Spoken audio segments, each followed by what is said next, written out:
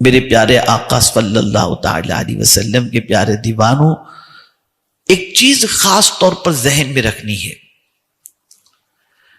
آدمی 5 وقت کی نماز پڑھ کر بھی دعا میں چل دیا، لیکن ایک مسلمان بھی مجھے شاید ایسا ملا ہو، ایک مسلمان بھی ایسا نہیں ملا آج تک جو افطار کے وقت ایک دم ڈوب کر دعا نہ کرتا ہو. ہر آدمی افطار کے وقت ایسا مگن ہوتا ہے دعا میں، چاہے وہ دکان پر بیٹھا ہو، چاہے اسٹال پر بیٹھا ہو، چاہے مسجد میں بیٹھا ہو، ایک دم بالکل مگن ہو کر افطار کے وقت دعا کرتا ہے. مجھے حیرت ہوتی ہے کہ یہ بندہ 5 وقت کی نماز پڑھتا ہے تو ایسی دعا نہیں مانگتا جتنی افطار کے وقت. وجہ کیا ہے بھئی؟ حدیث شریف میں تو حضور صلی اللہ علیہ وسلم نے فرمایا فرض نماز کے بعد کی دعا اللہ قبول فرماتا ہے، اس کی بھی بشارت ہے. جمعہ کی نماز کے بعد کی دعا اللہ قبول فرماتا ہے، اس کی بشارت ہے. لیکن جو اس کی پوزیشن اور کیفیت افطار کے وقت دعا مانگنے کی ہوتی ہے، وہ کیفیت کسی وقت کی ہوتی ہی نہیں، چاہے عید ہو. ہاں روئے گا عرفات کے میدان میں، وہاں تھوڑا سا رو لیتا ہے، اور پھر باہر نکل کے پھر جیسے حج ختم ہوا پھر واپس ویسا جیسا تھا. کیا چل رہا ہے کیا نہیں چل رہا، اللہ ماشاء اللہ. تو سوال یہ پیدا ہوتا ہے کہ یہ کیفیت اس کی بنتی کیوں ہے؟ اس لیے کہ اس وقت اسے کانفیڈنس ہوتا ہے. اب کانفیڈنس کیا ہے؟ اس کو 100% یقین ہوتا ہے صبح صادق سے لے کر غروب آفتاب تک غلطی سے بھی میں نے ایک ڈراپ پانی اپنے حلق کے نیچے نہیں اتارا ہوں. اسے پورا کانفیڈنس ہوتا ہے ایک دانہ بھی میں حلق کے نیچے نہیں اتارا ہوں. اسے کانفیڈنس ہوتا ہے کہ میں اپنے بیوی سے قربت نہیں کیا ہوں.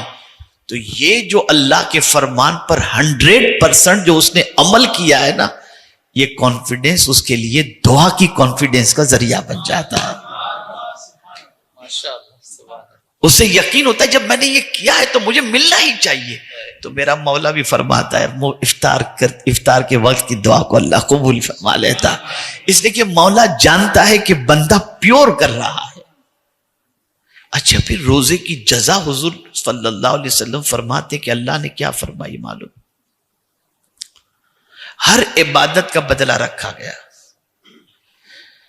70 سے لے کر 700 تک، اور بعض جگہوں بعض عمل کا بے حساب. انما یوفی الصابرون اجرہم بغیر حساب.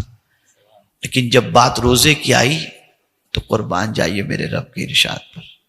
حدیث قدسی ہے، اللہ فرماتا ہے الصوم لی، روزہ میرے لیے ہے، وَأَنَا أَجْزِي بِهِ، میں ہی اس کا بدلہ دوں گا. اور ایک حدیث میں یہ بھی ہے کہ الصوم لی وَأَنَا أُجْزَ بِهِ، کہ روزے رکھنے والے کو میں مل جاؤں گا. اس لیے توجہ چاہوں گا میں آپ کو، کتنی اہم عبادت کا مہینہ آ رہا ہے. کسی عمل میں پیورٹی اتنی نہیں ہے جتنی روزے میں پیورٹی ہے. نماز کو پڑھتے لوگ دیکھتے ہوں گے، حج کرتے ہوئے لوگ دیتے ہیں، زکوٰۃ کسی کو دیتے ہیں لینے والا دیکھتا ہے. روزے کے بارے میں آپ جانے خدا جانے. وضو کرتے کرتے پتہ نہیں کتنی آدمی پی لے، لیکن بندہ جانتا ہے خدا جانتا ہے. پھر اس کے علاوہ کمال کی بات یہ ہے کہ آدمی 11 مہینے تک اللہ کی نہیں سنتا، اللہ کے لیے ٹائم نہیں چھوڑتا کہ جا کے مسجد میں نماز پڑھے. لیکن اللہ سے رمضان میں اس کو اتنی محبت ہوتی ہے، مولا تو کہہ رہا ہے نا کھانا چھوڑ دوں، تیرے لیے کھانا چھوڑ دیا. تو فرما رہا ہے نا پانی پینا چھوڑ دوں، تیرے لیے پینا بھی چھوڑ دیا. تو چاہ رہا ہے نا کہ میں اپنے بیوی سے قریب نہ ہو روزے کی حالت میں، چل میں نے یہ بھی کر دیا. تو پھر میرا مولا راضی ہو کر فرماتا ہے بندہ تو ہو کر میری اتنی بات مانتا ہے، اب تو جو مانگے گا میں تجھے تیری بات مان لوں گا. یہ اس کا کرم ہے، یہ اس کا کرم ہے، اس کا احسان. پیور عبادت کے اندر سب سے اہم عبادت روزہ ہے. یہ پیور ہے ایک دم، اس میں کوئی ملاوٹ نام کی چیز ہے ہی نہیں. 100% پیور چیز ہے یہ.